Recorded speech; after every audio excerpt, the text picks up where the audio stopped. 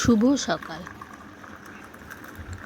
আজ আমি উঠান ঝাড় দিয়ে ঘরদোর ঝাড় দিয়ে উঠান ঝাড় দিয়ে তারপরে এসেছি চা বানাতে। ঘরে এসেছি চা বানাতে রান্নাঘরে। আর এদিকে পাউরুটি নিয়ে এসেছিলো, পাউরুটিগুলো সেঁকে নিলাম। আর তারপরে খেয়ে টেয়ে চাটা খেয়ে তারপরে কি রান্না হবে সেই জোগাড়। তো বন্ধুরা, আমার ভিডিওটা যে যেখান থেকে দেখো না কেন, আশা করি সুস্থ আছো এবং ভালো আছো। ঈশ্বরের কাছে এই কামনা করি। আর প্রতিদিনের মতো আজও একটা নতুন একটা ভিডিও। সকল বন্ধুদেরকে স্বাগত জানাই। আজকে শনিবার, আজকে আমাদের নিরামিষ রান্নাবাড়ি হবে। সকাল থেকেই আগে কি রান্না করব সে চিন্তা। দুপুরবেলা সবার পাতে কি দেব বেড়ে, কি খাবার তৈরি করব, এই শুধু ঘরের গৃহবধূদের এই চিন্তা। সবার কি চিন্তা আমি জানি না, আমার কিন্তু তাই চিন্তা হয় যে কি রান্না করব, কি খেতে দেবো। এই সকাল থেকে শুরু হয়ে গেল। ডাল ভিজিয়ে নিয়েছি, কি রান্না করব দেখি রেসিপি। আর আমি যে দুটো ফুল গাছ লাগিয়েছি, ফুল গাছগুলো দেখো ভালোই হয়েছে। আর এগুলো সেদিন পুঁই শাকগুলো লাগিয়েছিলাম, সেই গাছগুলো আজকে তরতাজা হয়ে উঠছে আস্তে আস্তে।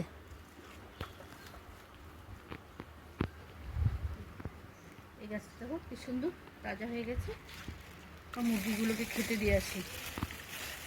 এই ফাঁকে আমি চান টান করে চলে এসেছি। এবারে আমি যাব, প্রথমে মুরগিকে খেতে দিতে যাব।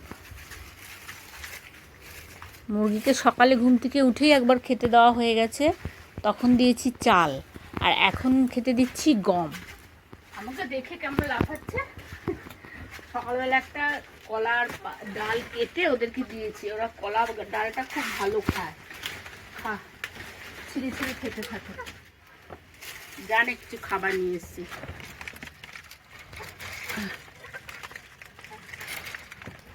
খা খা, আর হাত থেকে খাবে দেখবি।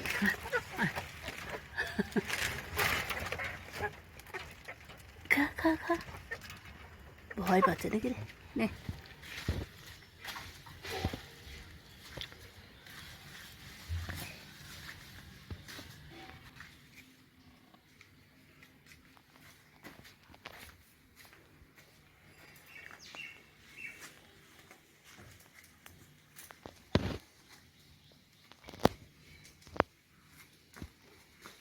তো আজকে রান্নার সেরকম কিছুই নেই ঘরে, তার জন্য আজকে শিউলি পাতার বড়া করে। পাতাগুলো একবারে পরিষ্কার হয়ে গেছে, শিউলি পাতা।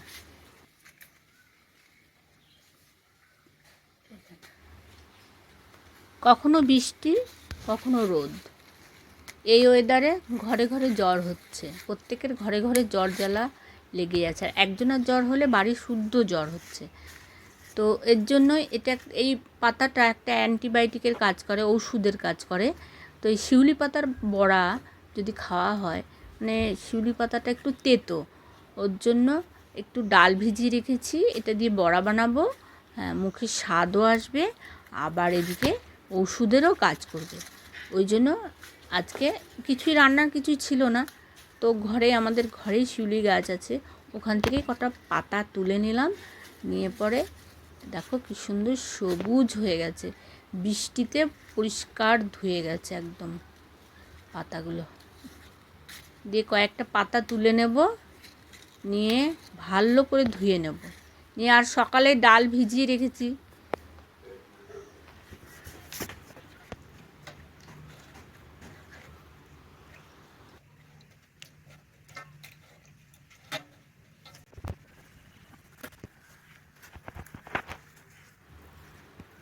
লাল শাকটা পরিষ্কার করে বেছে নেব ফার্স্টে, দিয়ে পরে ধুয়ে নেব। বর্ষাকালের শাক তো অনেকবার ধুতে হয়, পোকামাকড় থাকে, বালি থাকে।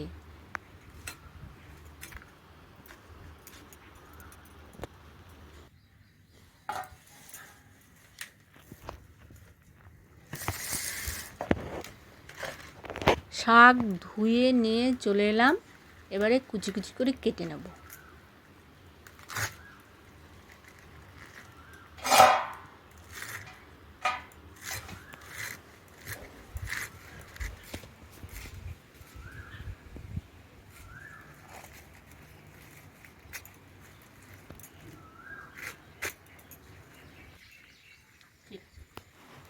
এই পর্যন্ত আমার ভিডিওটা যারা দেখলে যদি একটুকু ভালো লেগে থাকে তাহলে একটা লাইক কমেন্ট করে জানাবে যে কোথা থেকে দেখছেন আপনারা, যেখান থেকেই দেখেন না কেন, দেশ বা বিদেশ যেখান থেকেই দেখেন না কেন, যদি কমেন্ট করেন তাহলে আমি জানতে পারবো এইখানে এত দূর থেকে, মানে এই দেশ থেকে বা আমার দেশ বা দেশের বাইরে থেকে আমার ভিডিওটা দেখছে।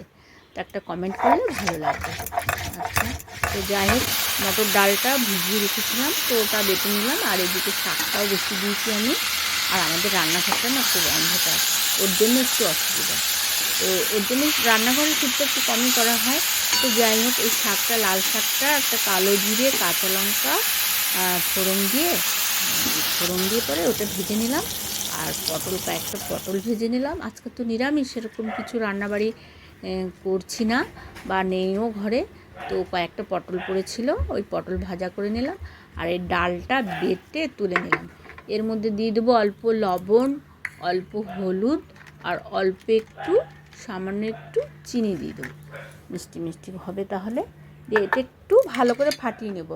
যদি এটা মিক্সিতে পেস্ট করা হতো তাহলে বেশি না ফাটালেও হতো, কিন্তু যেহেতু এটা আমি শিলনোড়ায় বেটেছি, শিলনোড়ায় বাটলে একটু বেশি করে একটু ফাটাতে হয়, তাহলে একটু মানে করে হবে, বেশ মচমচে ভাবটা হবে। আর মিক্সিতে তো একটু ফাটানো টাইপের বেরিয়ে আসে ঘুরুনিতে, তো ওর জন্য তখন অত না ফাটালেও চলে। তো যাই হোক, এটা আমি সুন্দর করে এই যে ফাটিয়ে নিলাম। এবার আমি একটা একটা করে পাতা নিয়ে নেব, নিয়ে পরে এই যে পাতাগুলো ধুয়ে রেখে দিয়েছি, পাতাগুলো এরকম করে রেখে এই প্রথমে এই দিকটা মুড়ে দেবো, দিয়ে পরে একটু পাতাটা একটু ভাঁজ করে দেবো, দিয়ে এই পিঠে দিয়ে দেবো, আবার ওই পিঠে একটু করে দিয়ে দেবো। ব্যাস হয়ে গেল একটা। এবার আর একটা পাতা নিয়ে নিচ্ছি, এটাও তাই সেই রকমই করব, ওইটার মতনই একটু দিয়ে দিলাম, দিয়ে পরে এমনি করে একটু চিটিয়ে আবার এই পাশটা দিলাম, আবার ওই পাশটা একটু দিয়ে দেবো, দিয়ে এমনি করে সবগুলো পাতা আমি এমনি করে মাখিয়ে নেব ডাল ভেতরে ডাল দিয়ে। হ্যাঁ, এবার আমি তেল দিয়ে দিলাম কড়াইয়ে, পটল ভাজা করেছিলাম ওই তেলের মধ্যেই আর সামান্য একটু তেল দিয়ে দিলাম। এবার আস্তে আস্তে পাতাটা আমি আস্তে আস্তে দিয়ে দেবো।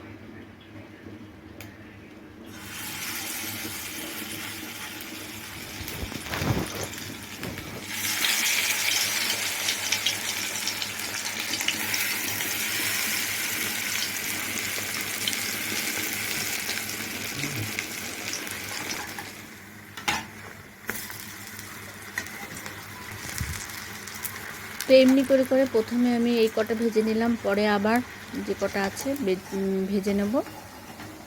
কত সুন্দর হয়েছে, বেশ মচমচা হয়ে গেছে এই যে। আর বাকি যে ডালটা বেটেছিলাম, অনেকটাই ডাল ছিল, তো বাকি ডালটাও বেটে নেব, নিয়ে পরে পাতাগুলো একটু বড়া করে নিলাম, আর ডালগুলোও ছোট্ট ছোট্ট করে বড়া করে নেব। তাহলে আজকে তো নিরামিষ, ডালের সাথে বড়া দিয়ে, ডাল বাটার বড়া দিয়ে বেশ খেতে ভালোই হবে।